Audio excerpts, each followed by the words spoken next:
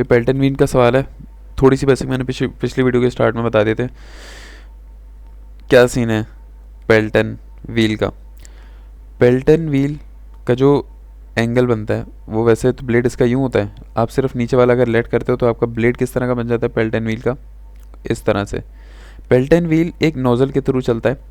Nozzles मतलब कि jet, एक जेट से यहाँ पर फुल स्पीड में वेलोसिटी आती है v1, जो कि बराबर होती है u1 प्लस w1 के।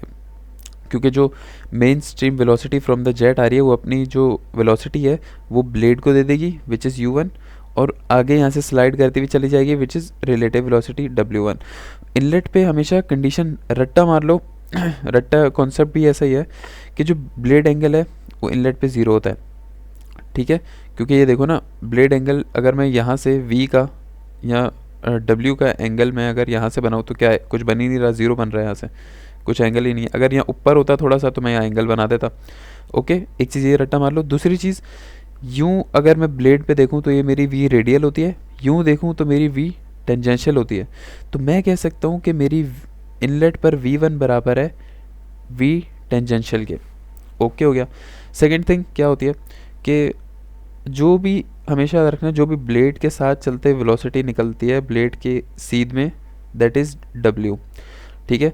जो आपका ब्लेड डायरेक्शन है वहाँ पर वेलोसिटी है वो u वेलोसिटी होती है, that is the blade velocity, ठीक है। और जो इन दोनों को ज़ाहिर है कनेक्ट कर दे हेड टू टेल रूल से, दैट इज़ योर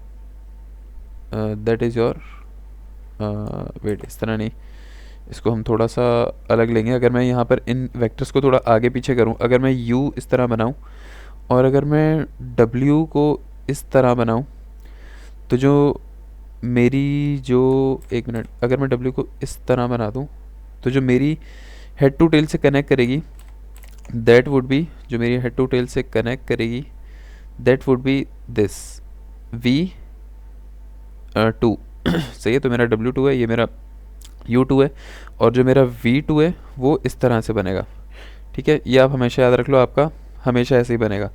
ये एंगल आपका अल्फ़ा 2 आ गया u और v के दरमियान का एंगल, ठीक है। और जो आपका ये है, क्या कहते हैं, इसके दो कंपोनेंट ब्रेक होंगे, एक v रेडियल होगा, तो v रेडियल को मैं यहाँ पर यूँ बना देता हूँ, यूँ करके, दिस इज़ vr2, और एक इसका कंपोनेंट ब्रेक होगा जो कि होगा v tangential, that will be this component v tangential. और अगर मैं इस w को यहाँ प्रोजेक्ट करने की कोशिश करूँ इस तरीके से, तो ये मेरा w है, ये मेरा vr आ गया, ये मेरा थीटा एंगल है। ब्लेड एंगल क्या होता है, x एक्सिस से ये जो w कंपोनेंट का एंगल है, तो x एक्सिस से ये वाला एंगल ये मेरा बीटा 2 है। ये आपने रट्टा मार लेना है कि आपका ये किस तरह से ट्रायंगल बनता है इसका पेल्टन का। सही, ये अब आपको पता चल गया। तो अब इसका मैं ये आपका जनरल ट्रायंगल है। अगर इसको और आपने बेसिक पर लेके जाना है ताकि आप इसको पेपर में आराम से सॉल्व कर पाओ, तो w2 ऐसा आ जाएगा आपका, और u वेलोसिटी आपकी ऐसे आ जाएगी, और जो आपकी वो है क्या कहते हैं v2 वो ऐसे आ जाएगा, ठीक है। ये जनरल ट्रायंगल है, जैसे सर ने बताया था ना आपने न्यूमेरिकल सॉल्व कराते हुए, ये वाला, ये इस तरह का ट्रायंगल आपका जनरल ट्रायंगल बन जाएगा। अब उसके हिसाब से देखना क्या है, अगर आपका रेडियल डिस्चार्ज है तो उसको सीधा कर देना, अगर आपके एंड पे ब्लेड एंगल 90 है तो इसको यूँ करके w को सीधा कर देना। तो ये चीज़ें आप हाथ के हाथ अपने मैनेज कर लेना, ठीक है। तो यहाँ से हम सवाल सॉल्व कर रहे हैं। Head of the nozzle at the Pelton wheel h दिया हुआ है यहाँ पर, बकेट एंगल 165, बीटा 2, बीटा 1 तो दे नहीं सकते, बीटा 1 तो ज़ीरो होता है। Relative velocity at the outlet is reduce by 15%। इसका मतलब क्या है, रिलेटिव वेलोसिटी हम रिप्रेजेंट करते हैं w से, तो जो हमारी w2 है ना आउटलेट की, वो है 95% ऑफ w1। ये लोग कह रहे हैं कि फ्रिक्शन की वजह से, इसका मतलब क्या हुआ कि फ्रिक्शन फैक्टर जो k है उसकी वैल्यू है 0.15, और ये कह रहे हैं कि जो आपका बाहर निकलने वाली रिलेटिव वेलोसिटी है वो 15% कम हो गई। इसका मतलब 100 में से कितनी बच गई, सॉरी 85 हो जाएगी, 15% है 85 हो जाएगा। एक मिनट, मेरा माउस अटक रहा है, रुक जाओ, 85 हो जाएगा, ठीक है। और ये आपका 0.15 रहेगा, ठीक है। If the tangential velocity at the outlet is zero, इससे क्या पता चला, आउटलेट पे जो ये वाली वेलोसिटी है टेंजेंशियल वो ज़ीरो है, तो सिर्फ क्या हो जाएगी, रेडियल डिस्चार्ज हो जाएगा आपका, सही है। तो जो v V2 है वो बराबर हो जाएगा VR के, जो कि रेडियल डिस्चार्ज है। U आपका अपना यूँ तमीज़ से ही बनेगा और W आपका यूँ करके तमीज़ से जुड़ जाएगा, परफेक्ट ट्रायंगल बन जाएगा। ये थीटा हो जाएगा आपका, ये होता है ब्लेड एंगल, ये आपका ट्रायंगल बन जाएगा। टेन थीटा से आराम से सॉल्व कर लोगे आप इसको, ठीक है। अब कह रहे हैं find the ratio of the bucket speed to the jet speed, सही है। तो आपका जो बकेट स्पीड है वो है U1, जिसको हम ब्लेड स्पीड कहते हैं, और जो जेट की स्पीड है वो इनिशियल आपकी V1 है। बस आपने U1 की वैल्यू निकालनी, V1 की निकालनी, उसको डिवाइड करो तो आपके पास आंसर आ जाएगा। If the jet and the wheel diameter, jet का डायमीटर गिवन है 100 और व्हील का डायमीटर गिवन है 1.2। जेट क्या है? जेट आपका वो नोज़ल है जो नोज़ल में से पानी आ रहा है बकेट पर लगने के लिए, ठीक है। तो ये जो डायमीटर है आपका ये गिवन है 100 मिलीमीटर, और 1.2 मिलीमीटर जो है वो बकेट का डाया गिवन है, जो बकेट का डाया है वो आपको गिवन है, ठीक है। तो find the speed of the turbine in RPM, ठीक है भाई। स्पीड मालूम करने का, रेवोल्यूशन n मालूम करने हैं, the power developed and the turbine efficiency मालूम करनी है और पावर मालूम करनी है। I guess this the work done of shaft. देखते हैं क्या है सवाल में। सबसे पहले ये आपका इम्पल्स टरबाइन का सवाल आ गया, ये याद रख लेना। वेलोसिटी की इक्वेशन याद रख लेना, v is equal to √2gh, okay. ऊपर वाले सवाल में रेफरेंसेस में क्या था, यही इक्वेशन हमें दी हुई थी, बस बोला था कि यार जो इक्वेशन है उस पर थोड़ी चेंजेस करो, 0.15 डाल दो।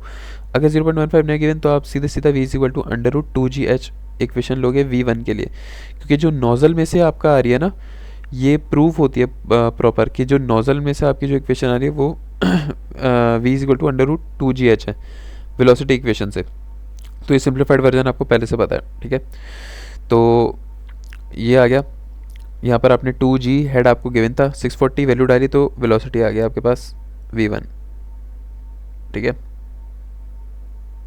अच्छा, एक और चीज़ याद रखना, जब भी पेल्टन व्हील के लिए फॉर्मूला लगाओगे तो वहाँ से आपके पास v1 आएगी, सही है, v1 आएगी। जबकि आप जब भी फ्रांसिस यूज़ करोगे, फ्रांसिस के लिए फॉर्मूला, तो vr1 आएगी। क्यों? क्योंकि जो फ्रांसिस टरबाइन है उसमें जो फ्लो, जिसकी वजह से फ्लो हो रहा है, जो फ्लो कंपोनेंट है वो v रेडियल है, रेडियल की वजह से आपका जो है वो ये टरबाइन घूम रहा है, ठीक है। जब भी, क्योंकि आप देखो जब फ्लो रेट लगाओगे यहाँ पे भी VR1 लोगे, तो जो आपका फ्लो है वो VR1 की वजह से हो रहा है। तो जो इनलेट पर भी जो आपकी वेलोसिटी आएगी वो VR1 की वजह से घूमेगी, फ्लो कंपोनेंट की वजह से। जबकि कंपैरेटिवली अगर मैं यहाँ पर बताऊँ तो यहाँ पर देख लो आप, पेल्टन में क्या होता है, जो V1 है वो यहाँ पर V रेडियल कंपोनेंट है ही नहीं, V रेडियल यहाँ पर 0 होता है, सिर्फ V टेंजेंशियल कंपोनेंट है। और V टेंजेंशियल कंपोनेंट किसके बराबर है? समझो उल्टा हो गया ना, वहाँ V रेडियल होते हैं, V टेंजेंशियल, और V टेंजेंशियल प्योरली बराबर है V1 के। जो जेट से प्योर V1 आके लग रही है यहाँ पर, वो √2gh के साथ आ रही है। तो इसलिए आप यहाँ पे फॉर्मूला आपका ये यूज़ होगा। तो ये आपको पता चल गया, यहाँ पर आपने वैल्यू डाली, ये आ गया। आपको पता है कि जो V1 है वो बराबर है U1 प्लस W1 के, क्योंकि जो वेलोसिटी आ रही है जेट से डायरेक्ट, वो थोड़ी सी वेलोसिटी ब्लेड को घुमाने में कर देगी, थोड़ी सी वेलोसिटी रिलेटिव होगी जो नीचे चली जाएगी। तो टोटल वेलोसिटी किसके बराबर है? U plus W। W यहीं रखो, U वहाँ ले जाओ, तो W बराबर हो जाएगा V1 minus W, V1 minus U।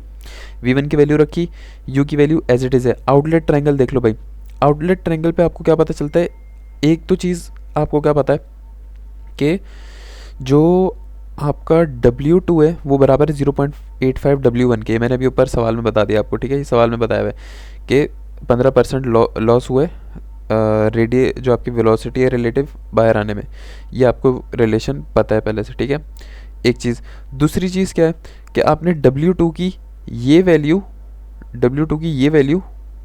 Sorry W1 की ये वैल्यू इस इक्वेशन में रख दिया है। ये जो आपने निकाली है ये वैल्यू आपने यहाँ रख दी है, सही है। यहाँ रखने के बाद आपके पास ये W2 की एक इक्वेशन बन गई। अब आप क्या करोगे? अब आप इस ट्रायंगल को गौर से देखो, बिल्कुल गौर से देखो। अगर मैं यहाँ पर लगाता हूँ cos थीटा, ये मेरा थीटा है, ये मेरा 90 है, तो सबसे पहले तो मेरा थीटा बताओ किसके बराबर है? ये अगर मेरा पूरा 180 है यहाँ से यहाँ तक, तो थीटा बराबर होगा मेरा 180 में से अगर मैं बीटा को माइनस कर दूं तो ये मेरा थीटा आ जाएगा। तो cos थीटा बराबर है बेस अपॉन हाइपोटेनस। बेस मेरी बताना, बेस मेरी क्या है? U। तो बेस अपॉन मेरा जो हाइपोटेनस है वो है W2। अब मैं एक और चीज़ कह सकता हूँ कि अगर मैं यहाँ पर, ये मेरा W2 हाइपोटेनस है, अगर मैं इसके दो कंपोनेंट ब्रेक करूँ, ये W2 के, तो ये वाला हो जाएगा डब्ल्यू कॉस थीटा, ये हो जाएगा डब्ल्यू साइन, मतलब थीटा वही हो जाएगा 180 माइनस बीटा। तो मैं यू, ये बराबर है यू के, आपको दिख रहा है यहाँ पर प्रॉपर, तो मैं यू के बजाय W two cos 180 minus beta रख सकता हूँ, 180 माइनस बीटा। ओके, या फिर मैं इसको अच्छा ये रिलेशन ये भी बना हुआ है, okay okay okay no problem. तो मेरा u बराबर हो गया W two cos 180 minus beta. Perfect है।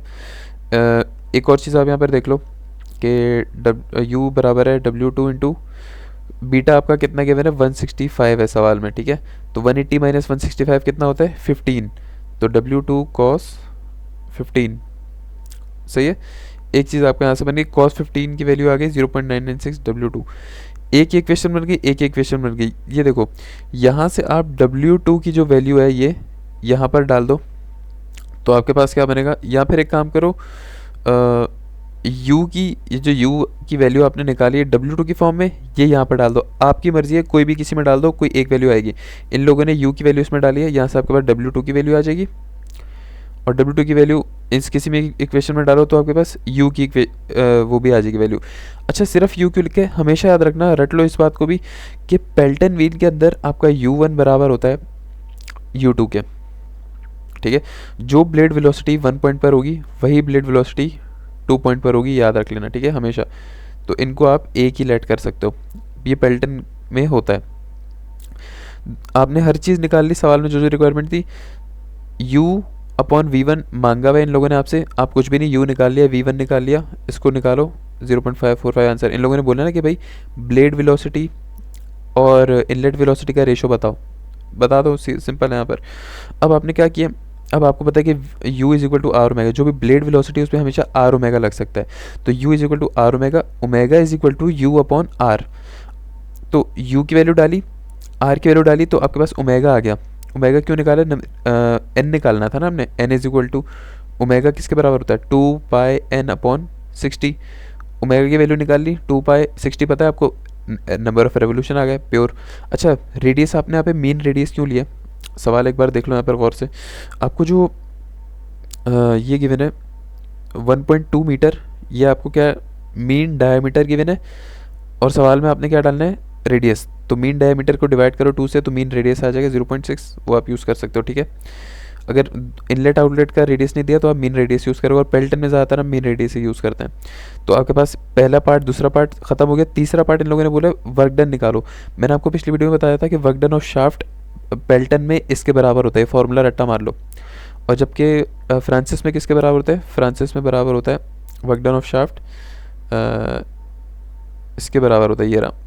ओके, यहाँ पर आपने फॉर्मूला रट्टा मारा, यहाँ पे आपने u पता है, v1 पता है, 1 पता है, k की वैल्यू क्या है, फ्रिक्शन फैक्टर जो ऊपर 15% था ना वो, cos पता है, बीटा पता है आपको, और सिर्फ मास फ्लो रेट नहीं पता। अच्छा, मास फ्लो रेट बराबर होता है रो q, अगर आपको q की वैल्यू पता है, नहीं तो आप लिख दो रो av। वेलोसिटी कौन सी आएगी v1 आपको पता है, एरिया क्या आएगा π/4 d स्क्वायर। अच्छा, अब ये d कौन सा आएगा, यहाँ पर जेट का d आएगा, सवाल में जेट का d दिया है, आप मीन डायमीटर नहीं डालोगे यहाँ पर, π/4 d का जो फ्लो रेट है ना वो आप इस जेट का डायमीटर डालोगे, जिससे वेलोसिटी v1 आ रही है। वेलोसिटी v1 कहाँ से आ रही है, नोज़ल के जेट में से आ रही है। तो ये वाला जो आप फ्लो मालूम करोगे, ये जो फ्लो के लिए आप एरिया और वेलोसिटी डालोगे, a1 v1 डालोगे, तो जो a1 v1 है वो a1 किसका है, जेट का a1 है, सही है। तो यहाँ पर आपने जो π/4 d स्क्वायर डालोगे वो जेट का डायमीटर डाला 100, और यहाँ से आपके पास मास फ्लो रेट आ गया, मास फ्लो रेट रखा है यहाँ पर, u की वैल्यू डाली, u की वैल्यू, v की value 1 minus k cos beta, सारी वैल्यू डाली, तो आपके पास क्या आ जाएगा, ये आ गया आपके पास वर्क डन आ गया आपका शाफ्ट। एक तो ये होता है वर्क डन। अच्छा, अभी आपके पास नेगेटिव आंसर आ रहा है, कोई मसला नहीं है, एक चीज़ ये हो गई वर्क डन ऑफ शाफ्ट। दूसरी चीज़ आपके अगर एफिशिएंसी किसके बराबर होती है, एफिशिएंसी बराबर होती है वर्क डन ऑफ शाफ्ट, ये टरबाइन में होती है, सही, पंप में चेंज होती है, divide by pump input, oh sorry pressure input या प्रेशर इम्पेलर, जो इनपुट आप प्रेशर दे रहे हो, इनपुट प्रेशर किसके बराबर होता है, रो जी क्यू एच, जो ब्रेक हॉर्स पावर होती है उसका फॉर्मूला होता है rho g Q H, H पता है, क्यू ए वी से आ जाएगा, अगर फ्लो रेट गिवन है तो अच्छी बात है, फ्लो रेट आपको नहीं गिवन तो ए वी से निकाल लेना, ठीक है। और यहाँ पे रोजी, अच्छा ये नेगेटिव इसलिए क्योंकि ये क्या है, पावर कंज्यूम हो रही है यहाँ पर, आपकी पावर आप दे रहे हो, सही है, तो इसलिए हमने इसको यहाँ पर नेगेटिव लिया है। तो यहाँ पर एफिशिएंसी में दोनों फॉर्मूले रखो, नेगेटिव से नेगेटिव कटेगा और आपके एफिशिएंसी 90% आ जाएगी, ठीक है। तो आप ये भी याद रखो कि आपकी एफिशिएंसी पेपर में 90% अगर आ रही है इसके करीब करीब, तो हो सकता है कि सही हो आपकी एफिशिएंसी, ठीक है। अच्छा, आपको यहाँ पर एक चीज़ कंफ्यूज कर सकती है कि जो पावर इन है वहाँ पे ये जो रो जी तो डालोगे, हेड भी गिवन है, एरिया और वेलोसिटी कौन सी डालोगे, रेडियल डालोगे, कौन सी डालोगे भाई। देखो सीधी सी बात है, ये अगर प्लेट है, यहाँ पर आपका V1 डायरेक्ट जेट से आ रहा है, तो ये इनपुट है ना आपका, ये इनपुट है, तो इनपुट के लिए जो आप एरिया लोगे वो जाहिर है जेट का एरिया लोगे, और जो वेलोसिटी है वो भी इनपुट वेलोसिटी V1 लोगे, ठीक है, याद रख लेना हमेशा।